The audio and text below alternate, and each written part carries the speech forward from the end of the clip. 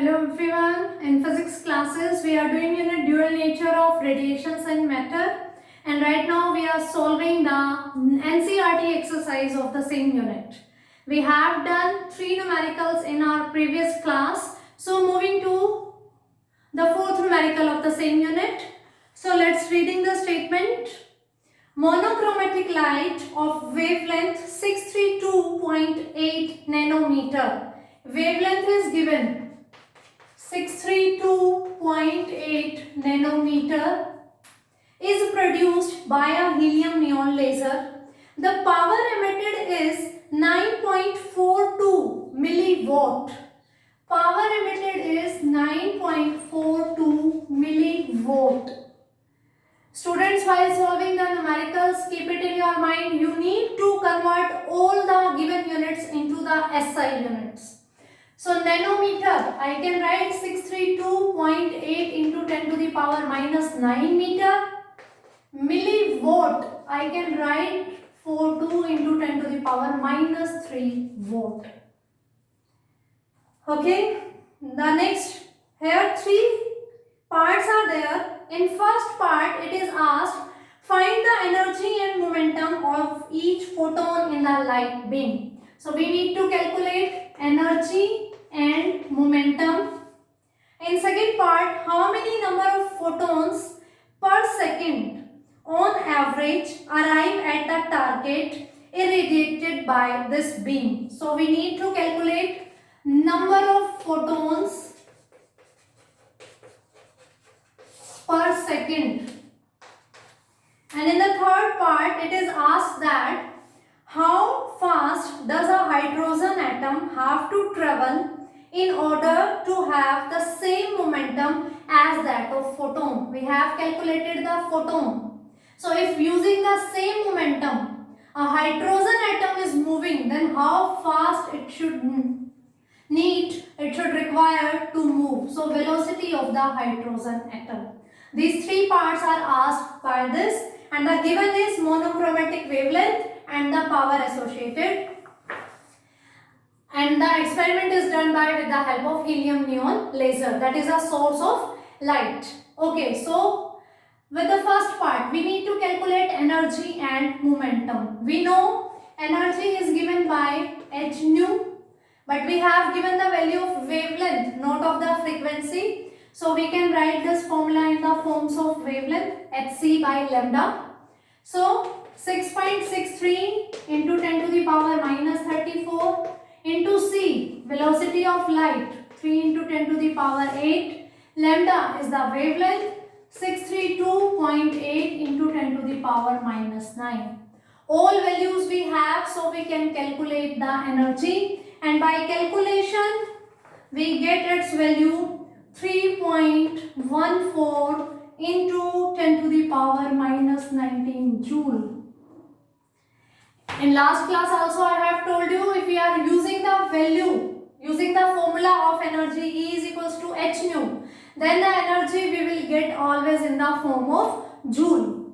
So the next is momentum. We know the formula for momentum is h upon lambda. Lambda is equals to h by p, or p is equals to h by lambda. We have h and lambda. Lambda is the wavelength and h is the Planck's constant. We have both the values, so we can easily calculate the momentum also. 632.8 into 10 to the power minus 9, and on solving these you get the value 1.05 into 10 to the power minus 27 kilogram meter per second. Momentum is mass into velocity. Mass is in kilogram and velocity is in meter per second. So unit of momentum will be kilogram meter per second. So we have calculated the first part, energy and momentum. Now moving to the next term, that is number of photons per second emitted. Number of photons we need. This was A part, this one is B. Number of photons per second. In our statement student, it is given that wavelength of the radiations and power emitted by them. So with the help of wavelength we calculated the energy. So we have the energy and power, nothing else, and we need to calculate number of photons. So we can apply here a formula, power upon energy. Power is work done per unit time, work done upon time. Work done and energy are equivalent to each other. So energy upon time, and in the denominator energy. Energy will cancel out. So we'll left with that constant term having the unit per second. Number of photons per second we can get by using this formula. Power and energy. Power is work done per unit time. Work done and energy are equivalent in units, so they will cancel out. We left the unit per second only, and using this formula we can calculate number of photons per second. So power is given 9.42 into 10 to the power minus 3 volt upon energy we have calculated, that is 3.14 into 10 to the power minus 19 joule. Both the values were not given in the SI units. You need to convert into the SI units. So we have put in the values, and the answer we will get on the calculations is 3 into 10 to the power 6 photons per second. So here we have the values 3 into 10 to the power 6 photons per second. We need to use this formula, power upon energy. By comparing their units, you can get this is the similar to the units of number of photons per second, because number of anything does not carry any unit with it. So we have calculated the number of photons per second also. See, velocity of hydrogen atom. In its condition is given that momentum of hydrogen atom is equivalent to the momentum of the photons, which we have calculated here.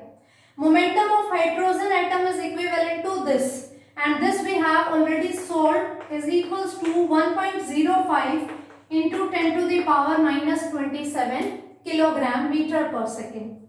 And momentum, we know the formula for momentum, mass into velocity. So mass into velocity is equals to 1.05 into 10 to the power minus 27. We need to calculate velocity. For velocity, it should be divided by mass. And the mass of hydrogen atom is 1.05 into 10 to the power minus 27 divided by the mass of hydrogen atom is 1.66 into 10 to the power minus 27 kilogram. And on solving this, we get its value 0.63 meter per second. Velocity is equals to momentum divided by mass. Momentum we have calculated, mass of hydrogen is this much. So we get the value of momentum is 0.63 meter per second. So all the three parts we have calculated. I hope this is clear to you. So moving to the fifth one.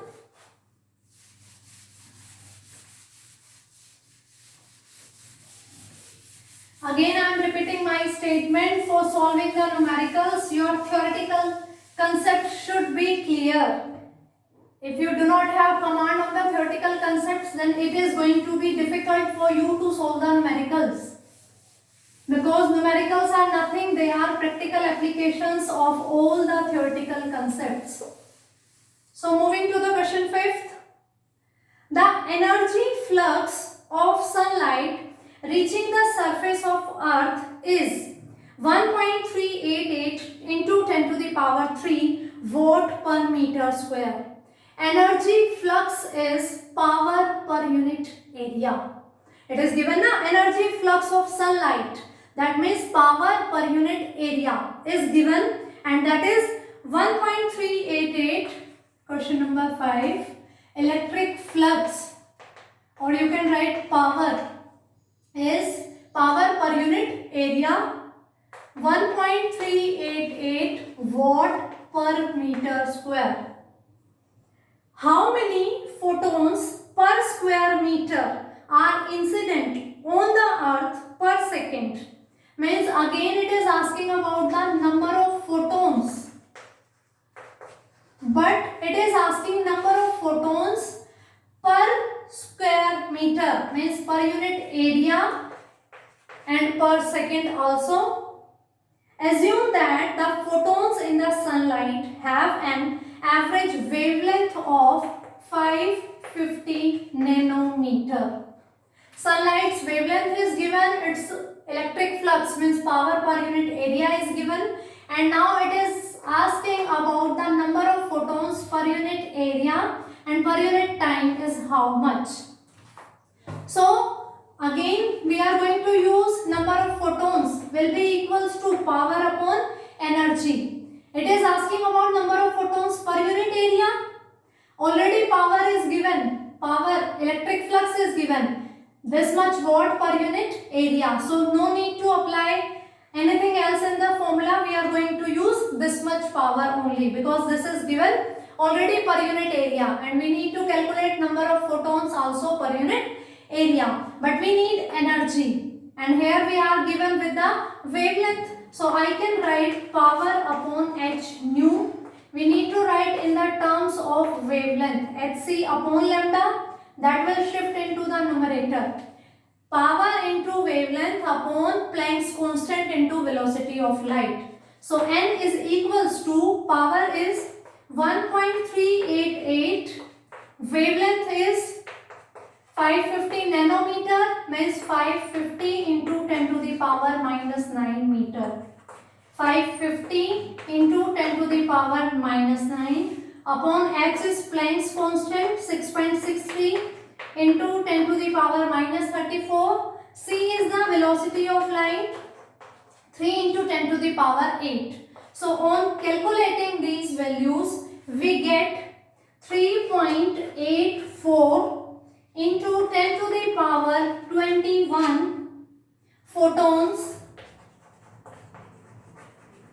per unit area, means meter square, and per unit time. So here we get the values of number of photons using the same formula, power upon energy. Because power is already given per unit area, so number of photons you will get, they will also per unit area. So this is about the question number 5. Let's move towards question number 6. In question number 6, it is given that in an experiment on photoelectric effect, the slope of cutoff voltage versus frequency, means stopping potential versus frequency. A graph is there and its slope is given, that is 4.12 into 10 to the power 5 volt second. 4.12 into 10 to the power minus 15 volt second. Estimate the value of Planck's constant on the basis of this experiment. Means experiment was done there. It is observed by graphing, by drawing the graph between stopping potential and frequency. Slope of the graph is 4.12 into 10 to the power minus 15 volt second. So what is the estimated value of Planck's constant?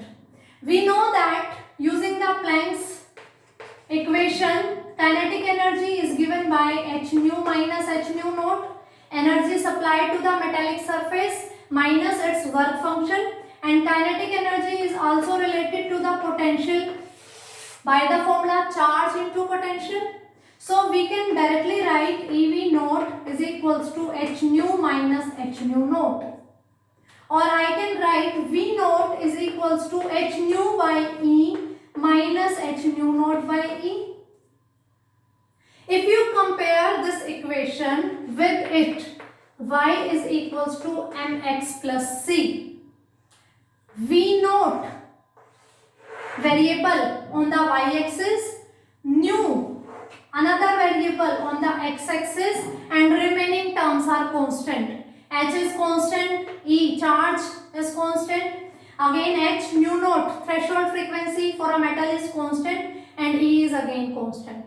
So this equation graph was between stopping potential and frequency. So these are our two variables, V naught and nu, and in our straight line equation also we have two variables y and x. We have equation y is equals to mx plus c, where m is representing the slope of straight line and c is representing the intercept of straight line. If we are drawing a graph like this, here we have equation, this is x and this is y. So here we have frequency and here we have stopping potential. We get a straight line because V naught and nu are directly proportional to each other. It is very similar to straight line equation, and this is the standard equation of straight line where m is the slope and c is intercept. Now compare these two equations. By comparing, nu is playing the role of x, V naught is playing the role of y. So obviously slope m is given by h by e, h upon e is equals to m.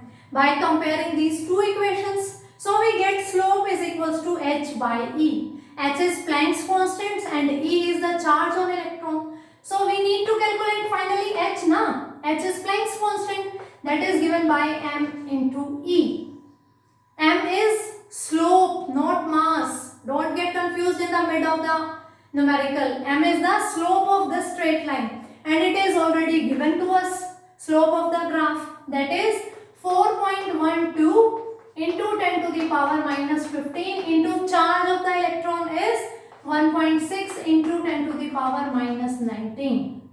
So this will give the value of h, and on calculations we get this value. H is equals to 6.592 into 10 to the power minus 34 joule second. This was an experiment. So on this basis of experiment we get the value of Planck's constant 6.592 into 10 to the power minus 34 joule second. Don't compare it with this. We know the value of Planck's constant is 6.63 into 10 to the power minus 34. This is standard value and this result is on the basis of experiment. So using this slope, observation of that experiment is giving us this value. So in the exam, don't be over smart that you are thinking that h is asked. Oh, we know the value of h. You can directly write down the value. This is the standard value. Of course, this value is not going to be exactly same to this. While we are doing the experiments, we cannot get the exact same result, which is the standard one. So this is about the question number 6. Next questions we are going to solve in the next video.